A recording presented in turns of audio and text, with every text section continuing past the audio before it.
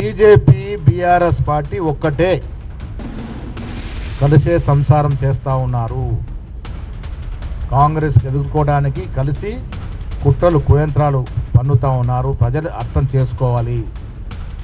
తెలంగాణ ప్రజలకి మీ ద్వారా మేమిచ్చే సలహా సూచనలు, కేసీఆర్ గారు 10 ఏళ్లుగా చేసిన 8 లక్షల కోట్ల అప్పుకి ప్రజల చేత ఎన్నుకోబడ్డ కాంగ్రెస్ పార్టీ, కాంగ్రెస్ ప్రభుత్వం ప్రతి నెల 6,500 కోట్ల అప్పు ఇన్స్టాల్మెంట్ కడుతూ వారు చేసిన అప్పుని మనం తీరుస్తూ ఉన్నాము.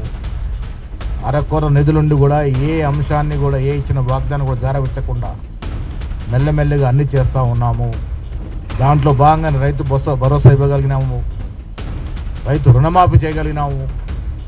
రుణమాఫీ లెక్కలు తీయండి. మీరు 10 ఏళ్ళుగా చేసిన రుణమాఫీ ఎంత, మేము 15 నెలల్లో చేసిన రుణమాఫీ ఎంత, లెక్కలు తీసుకుందాం. ఎప్పుడైనా వరికి బోనస్ ఇచ్చిన పాపన పోయినారా మీరు?